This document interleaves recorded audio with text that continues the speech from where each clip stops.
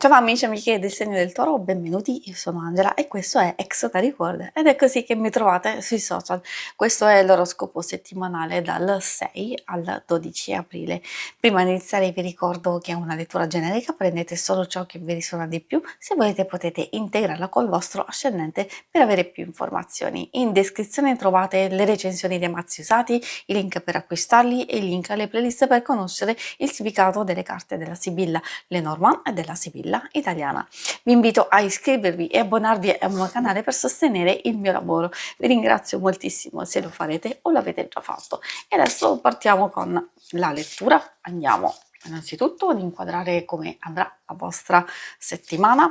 Poi vedremo i segni zodiacali da attenzionare, l'amore, il lavoro e le finanze. Troviamo come inizio la carta della lettera, possono arrivare messaggi, informazioni di vario tipo, se magari siete voi che dovete comunicare qualcosa, forse questo potrebbe essere il momento giusto, cioè di farlo proprio i primi giorni di questa settimana. Altrimenti se ci sono già delle cose che state aspettando da un po' di tempo, potrebbero muoversi quasi subito. Poi troviamo l'orso.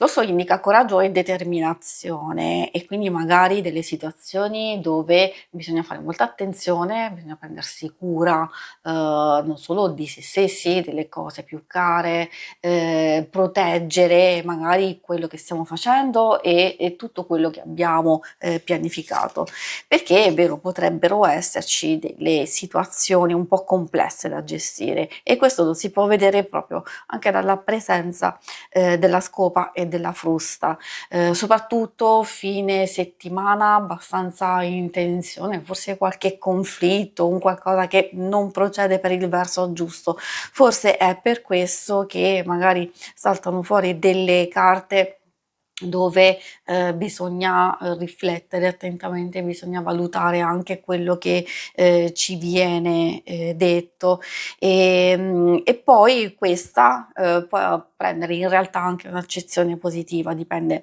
dalle situazioni in cui vi trovate, perché può voler dire che il fine settimana può essere adatto per concentrarsi su se stessi, fare pulizia energetica e quindi riposarsi, oppure veramente fare ordine e pulizia nelle varie situazioni e quindi vi servirà per fare il punto di quello che state vivendo e poi ripartire col piede giusto. I segni zodiacali da attenzionare sono i segni di fuoco, Ariete, Leone e Sagittario e troviamo anche un po' quelli di aria, quindi Gemelli, Bilancia e Acquario. E adesso andiamo a vedere l'ambito amore e relazioni.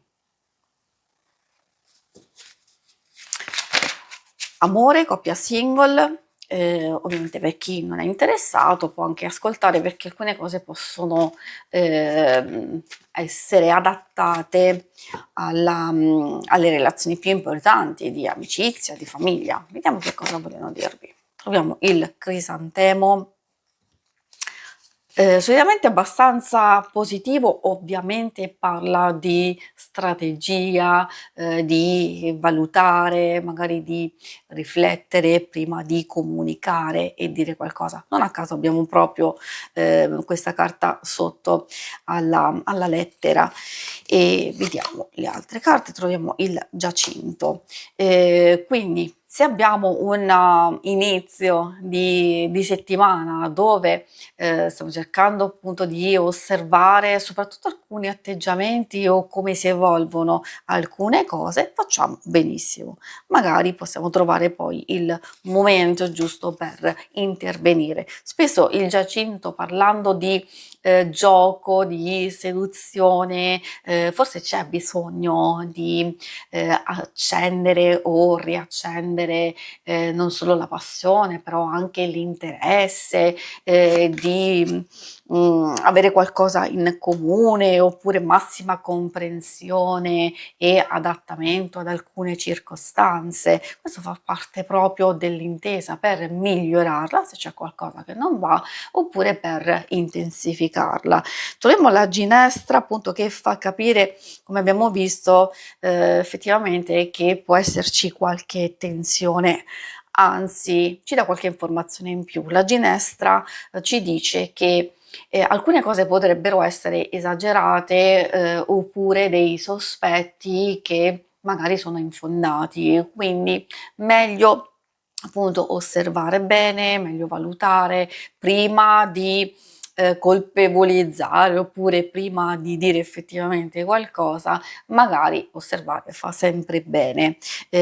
Oppure se c'è qualcosa che non va, forse questo è il momento giusto per fare chiarezza e quindi per non arrivare al limite di sopportazione, perché a volte tendiamo a chiuderci, tendiamo a tenere dentro di noi. Questo vale anche per le altre relazioni, quelle più importanti. Per i single cosa vogliono dirvi? Che magari c'è o un interesse o un sentirsi, delle comunicazioni, forse anche degli incontri che potrebbero essere interessanti, però effettivamente magari c'è quel gioco, c'è quella provocazione, c'è magari una persona che cerca di stuzzicare e di attirare la vostra attenzione. Potrebbe interessarvi, potrebbe non interessarvi, questo dipende da voi effettivamente. La ginestra può far capire che magari o non siete particolarmente intenzionati a procedere in una conoscenza, in una frequentazione, oppure ci sono dei dubbi, dei sospetti e quindi state cercando di osservare, di valutare, magari di chiarire prima con voi stessi e poi capire come procedere. E adesso andiamo avanti con la parte più pratica, dove troviamo allora, amore nelle situazioni di lavoro, finanziario, eccetera, comunque va ad indicare una fase, in armonia, nel senso maggiore equilibrio, nel senso che si riesce a gestire le varie incombenze, i vari impegni e anche le proprie, finanze. Magari proprio perché il periodo può essere turbolento da questo punto di vista, tra le spese e impegni, cose che possono essere stressanti, però come si vede, c'è una buona gestione.